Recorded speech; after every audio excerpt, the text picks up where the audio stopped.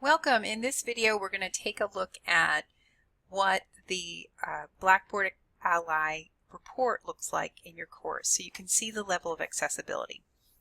So if you haven't already done this, you want to make sure you've enabled the accessibility report in your course. So scroll down to Settings.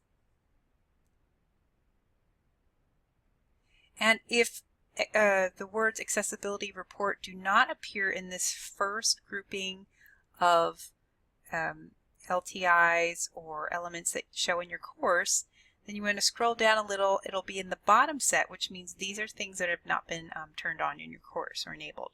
So I find Accessibility Report and I drag it to the top. My students will not see Accessibility Report, only I will as the instructor. And then you want to make sure to come down. So that now means that I have the Accessibility Report showing in my navigation bar on the side. So let me go ahead and click on it and see how the accessibility for this particular course is going. And I can see a lot of great things on this page. First of all, there's an overall gauge that tells me I'm about 89% accessible. I'm in the green, but I might not be perfect. And remember, this is a gauge, and we're going to look at some issues with the gauge not being a perfect measure, really just a guide. It tells me all the types of content I have in my course. So this is just telling me I have 121 pages, I've got 85 images, 70 announcements, etc. So if you want to kind of break this down or view this in greater detail, you can click on here and it'll take you to that. The overview tab here, which we're on, also tells me there's 46 things that might be pretty quick to fix. And there are 41 with very low scores. And the way that the Ally accessibility gauges work is that it weights problems. So some accessibility problems are weighted heavier than others. So if I were to work on the most low scoring things in my course, it would get me to 100%. Much quicker. And so I might do these 41 but still be 2% away from 100 or something like that. So that kind of helps you decide how you want to work on things. You want to do a bunch of the easy ones first, or would you like to do the heavy hitters first? Now, just because it says things need to be fixed, either A, doesn't mean they actually have to be fixed, and we're gonna dive into that, or you may have things that Ally's actually telling you are perfect and they may not be. So just kind of remembering that this is a gauge. When you work through these steps, it's a great practice for learning the accessibility rules, but a manual check is the only way to know for sure that your class is actually meeting accessibility requirements. So it is important that you continue to get trained on all these rules. So let's take a look first at some of the easiest things there are to fix in my course. So you can see I have some images, .png, this is an image file. Okay, I got a bunch of images, and I peeked earlier. And what these images are actually old images that we've used in this course. This is our Faculty and Staff Development Center that we're no longer using. And so let me just click on one as an example. None of these are showing as having alt text, right? It says this image is missing a description. Now, when you go to embed a picture into a page, it prompts you, right, to put alt text. So I would put, online flex workshops.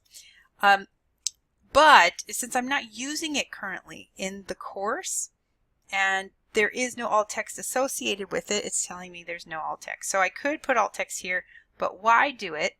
I don't even want this image. So what I'm going to do is note that I've got a lot of images. I'm going to have to go into the course files and delete them because I'm not using them. So any file that I don't believe I'm going to use, I can delete. I can download them and put them into a folder on my computer if I want to use them later.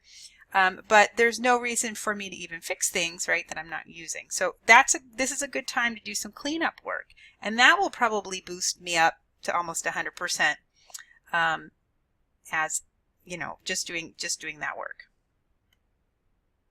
Okay, so I've gone back to my overview page, and if I scroll down, you can see these are listed here by their severity. Okay, so again, if I work on the most severe things first, it will boost my score the most. And if I click on that, it'll reorder them. Okay, so these are actually good to go. They don't have any warnings. So you can see the order in which those are in. And then within this overall issue, this trend or pattern of me not having images with a description, there are 40 of those. And so this way, if I've really mastered putting down great descriptions, I can just kind of knock all of these out. But again, like I said, when I looked at these were all old things, so I can take them out of my course entirely. This is going to be a pretty easy fix. There's another tab besides the overview, which is the content tab, and this is ranked by worst issues to best. So if I change that ranking, obviously you can see the things that are 100%. And if I put it back, these are the worst ones. So you have a lot of different ways to start working. If you've never done this before, you might want to try with the easiest issues to fix first. If you're really a newbie to understanding accessibility rules, this might be a great way to start. If you really want to, if you're really aiming for 100, then you might want to start with fix that low scoring content first. Something I just want to remind you, one thing that we found with images is that if you have a file name of an image that's very descriptive, and you pretty much use that file name for your image description for the alt text, but you make sure there's no .png on there, right? There's no file extension.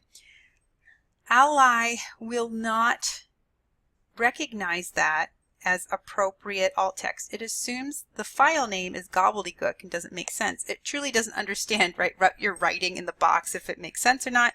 It has just been programmed that you shouldn't be putting alt text just like the file name. When in fact, if you have great file names that are very descriptive, that alt text might be completely appropriate. I have a course like that where I have labeled all my things beautifully so that I'm really quick to do alt text, and I'm not even in the green for accessibility, but with my manual checks, I can, tell you for sure that that course is accessible. So again, use Ally as a gauge, use it as a way to start learning and working through steps to learn accessibility. But if you have major documents in your course, you want to make sure you're getting to workshops, for your Word documents, your PDFs, and your PowerPoints, so that you know how to set those up correctly from the beginning, and not just be relying on Ally for help.